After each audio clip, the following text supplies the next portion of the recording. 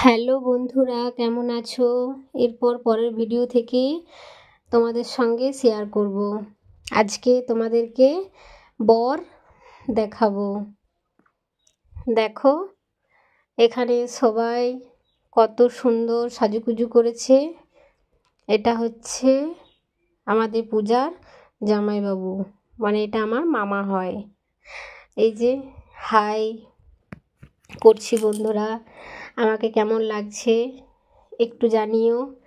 পূজার সঙ্গে একটু কথা বলছিলাম, মজা করছিলাম। অনেকক্ষণ দাঁড়িয়ে আছে তো, তাই বললাম চলো একটু বসি। সবাই সবার নিজের নিজের ব্যস্ত। দেখেছো, আমি ডাকছি মামিকে যেখানে ফাঁকা আছে বসো। প্রচুর গরম ছিল তো, তাই এই উপরটা গরম করছিল, কিন্তু দুদিকে কুলার লাগানো ছিল, তাই অতটা এখানে গরমটা ছিল না। এই যে সুতপা বৌদি এখানে নিজের ফোন ঘাঁটছে, আর নিজের নিজের সব এই যে এই পাশে দাঁড়িয়ে আছে একটা পূজার বান্ধবী, ও ফোন নিয়ে নিজের ফোন নিয়ে সেলফি তোলার নিয়ে ব্যস্ত। যাই হোক আর কি, নিজেদের মধ্যে গল্প সল্প করছি। বেশ, বিয়েবাড়ি মানেই তো মজা, ঠাট্টা সব কিছু। এই যে ক্যামেরাম্যান ঢুকে গেল, সব নুয়ে নুয়ে মানে কলারের হাওয়াটা, কলারটা নিচে নামানো ছিল তো, কলারের হাওয়াটা সব মুখে নিচ্ছিল। এই দেখো, ও ও ঘেমে গিয়েছে, ও মুখে নিচ্ছে, ও নিচ্ছে উপরে। চলো, এই দেখো এখানে ক্যামেরাম্যান দাদারা সবাই এখানে দাঁড়িয়ে আছে। এই দেখো কলারের হাওয়া দিয়ে ঘাম শোকাচ্ছে, ওর মুখ দিয়ে তাকিয়ে আছে, ওর মুখ দিয়ে তাকিয়ে আছে। বন্ধু বান্ধব সবাই আসছে, পূজার সঙ্গে সেলফি তুলছে, ছবি তুলছে। ক্যামেরাম্যানরা ক্যামেরা হাতে নিয়ে এদিক ওদিক করছে, সবারই ছবি তোলা, ভিডিও করা, সব কিছুই করছে। তার মাঝখান দিয়েও আমিও করছিলাম। যাই হোক, দেখো বন্ধুরা, এখানে বরের গাড়ি এসে হাজির। পূজার অপেক্ষা শেষ। যাই শেষ, অপেক্ষা করতে করতে বর এসে পৌঁছে গেল। মেয়েদের এই সময়ে মনে যে কি হয় সেটা একমাত্র মেয়েরাই জানে, কারণ বাপের বাড়ি ছেড়ে তাকে শ্বশুর বাড়ি চলে যেতে হবে। যাই হোক, যেতে তো হবেই। বর এসে, বরের গাড়ি কনের দুয়ারে এসে দাঁড়ালো। দেখো নিতবর, ছোট্ট নিতবর, পুচকে একটা নিতবর, কিউট নিতবর, তাই তো। যাই হোক, এই যে আমাদের বরমশাই, আমাদের পূজার বরমশাই মিষ্টি খাওয়াচ্ছে। বরমশাই বলছে খাবো না, খাবো না। নিতবরকে কোলে নিল। আমাদের পূজার বর কেমন হয়েছে বন্ধুরা কমেন্টে জানিও। এই যে বরকে নিয়ম আছে, কোলে করে নিয়ে বর আসনে বসাতে হয়। তো এখানে বর নেমে গেল, যে এখানে একটু সিঁড়ি ছিল তো, যদি পড়ে টড়ে যায়, তাই নেমে গেল, ভয় পেয়ে গেছে। এই যে বরের আসনে বর বসে গেল। যাই হোক বন্ধুরা, তোমাদের বরের নামটাই তো বলা হলো না। আমাদের নতুন বরের নাম হলো অক্ষয়। আমি বললাম অক্ষয় হাই করো, তো হাত তুলে হাই করলো। যাই হোক, কেমন হয়েছে পূজার বরমশাই জানিও কমেন্টে। তো চলো বাকিটা তোমাদের সঙ্গে আবার শেয়ার করি।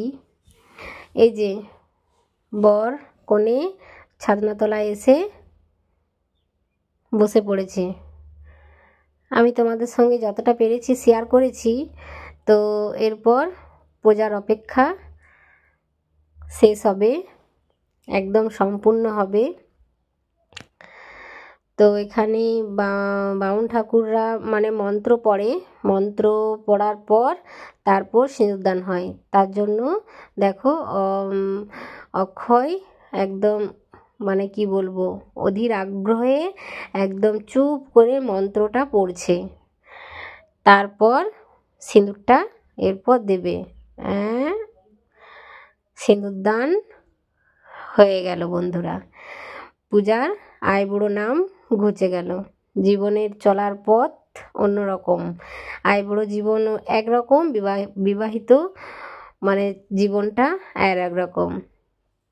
যাই হোক, মেয়েদের বাপের বাড়ি ছেড়ে যখন শ্বশুর বাড়ি যায় কতটা যে কষ্ট হয় তা একমাত্র মেয়েরাই জানে বন্ধুরা।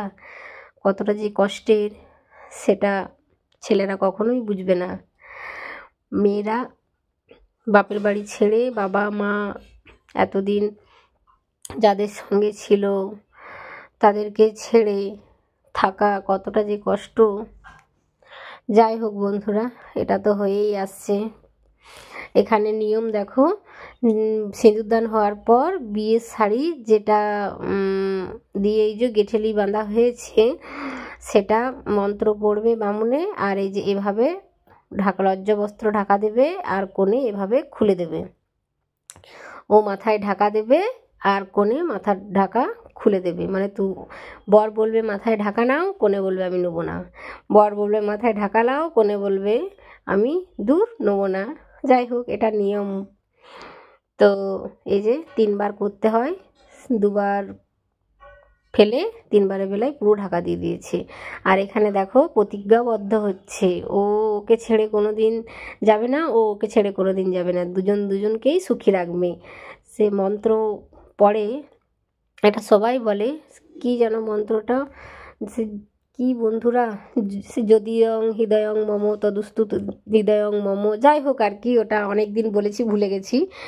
তো এই যে এটাও আর একটা নিয়ম। বিয়ের পর সিঁদুরদান হয়ে যাওয়ার পর মানে ভাই দাদা থাকলে এখানে মানে দিদির হাতে খই, মানে যে খইগুলো ওই হাতে দেবে দিদির হাতে, আর নিচে পান সাজানো হবে, 7টা পান সাজানো হবে।